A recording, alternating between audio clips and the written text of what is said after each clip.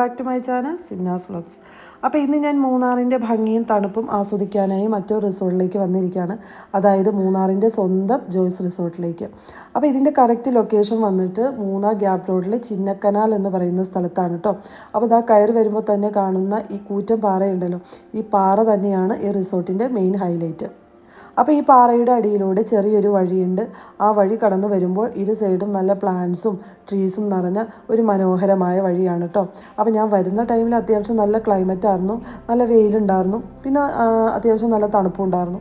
ഇവിടെ വന്നാൽ പെട്ടെന്ന് തന്നെ ക്ലൈമറ്റ് ഇങ്ങനെ മാറിക്കൊണ്ടിരിക്കും. അപ്പോൾ പിന്നെ നമുക്ക് ഇതിൻ്റെ അകത്ത് കയറി റൂമൊക്കെ ഒന്ന് സെറ്റാക്കിയിട്ട് വേണം ബാക്കിയുള്ള വിശേഷങ്ങളിലേക്ക് കിടക്കാനായിട്ട്.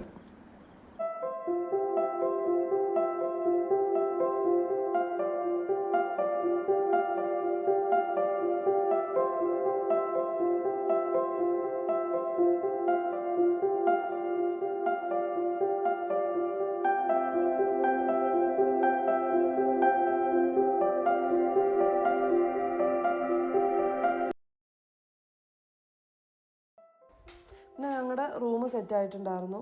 കയറുമ്പോൾ തന്നെ ഒരു ചെറിയ ലിവിങ് സ്പേസ്, അവിടെ അത്യാവശ്യം സെറ്റിയും ഒരു ഡൈനിങ് സ്പേസും ഒരു ചെറിയ ടേബിളൊക്കെ ഉണ്ടായിരുന്നു. പിന്നെ ബെഡ്റൂമിൽ കിങ് സൈസ് ബെഡ്, പിന്നെ ബാത്റൂം അറ്റാച്ച്ഡ് ആയിട്ട് ഉണ്ടായിരുന്നു. പിന്നെ ഒരു ഓപ്പൺ ബാൽക്കണി. അത്യാവശ്യം സ്പീഷ്യസ് ആയിട്ടുള്ള ഒരു റൂം തന്നെയായിരുന്നു കേട്ടോ.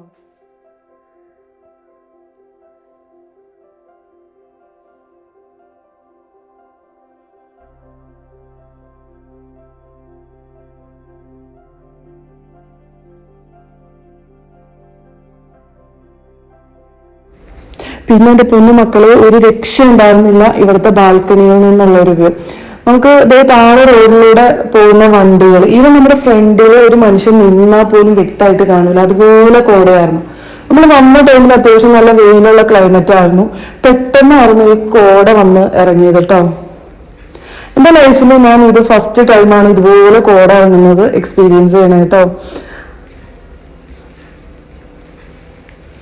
അപ്പോൾ കോട ഇറങ്ങിയപ്പോൾ ഞാൻ വിചാരിച്ചു പുറത്തിറങ്ങി വീഡിയോസൊക്കെ എടുക്കാം എന്നൊക്കെ ഇങ്ങനെ വിചാരിച്ചിരിക്കുകയായിരുന്നു. പക്ഷെ നമുക്ക് സഹിക്കാൻ പറ്റാത്ത തണുപ്പായിരുന്നു. പക്ഷെ ഏതാണ്ട് മഞ്ഞുമഴ പെയ്യില്ല അതുപോലെയായിരുന്നു അവിടെ. അപ്പോൾ പിന്നെ പുറത്തേക്കൊന്നും ഇറങ്ങാൻ പറ്റണ്ടായിരുന്നില്ല. നമ്മൾ ബാൽക്കണിയിൽ തന്നെ നിന്നിങ്ങനെ പറ്റുന്ന വീഡിയോസൊക്കെ ഇങ്ങനെ എടുക്കാമായിരുന്നു കേട്ടോ.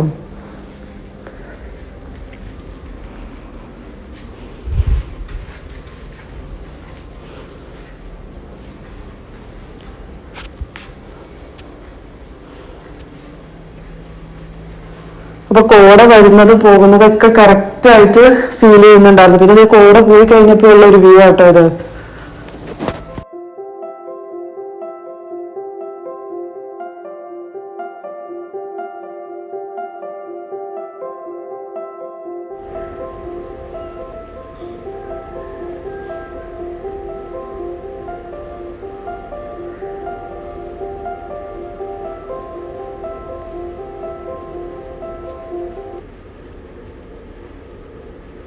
പിന്നെ ഞാൻ പുറത്തേക്ക് ഇറങ്ങി ബാക്കിയുള്ള കാഴ്ചകളൊക്കെ ഷൂട്ട് ചെയ്യാനായിട്ട് ഇറങ്ങിയതാട്ടോ.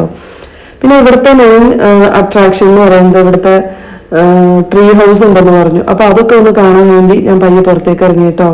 ഇത് അവിടെ മേലെ കാണുന്നതാണ് ട്രീ ഹൗസ്. അപ്പൊ താഴേന്ന് ചെറിയൊരു സ്റ്റെയർ ഉണ്ട്. അപ്പൊ അതുവഴി നടന്നു വേണം മുകളിലെ ട്രീ ഹൗസിലേക്ക് എത്താനായിട്ട്.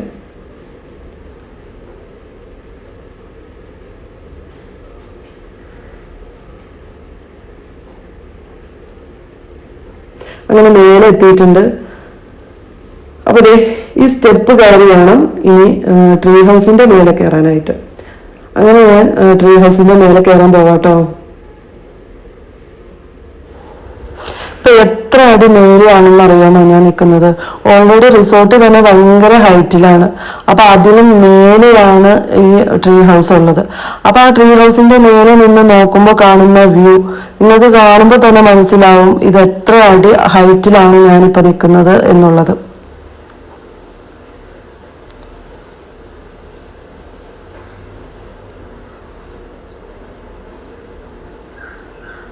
ഇത് ആ കാണുന്നത് ആട്ടോ റിസോർട്ട്. അതിനൊക്കെ മേലെയാണ് ഞാനിപ്പോ നിൽക്കുന്നത്. അപ്പൊ ഇവിടെ ട്രീ ഹൗസിലെ റൂം പൂട്ടിയിട്ടേക്കാണ് കേട്ടോ.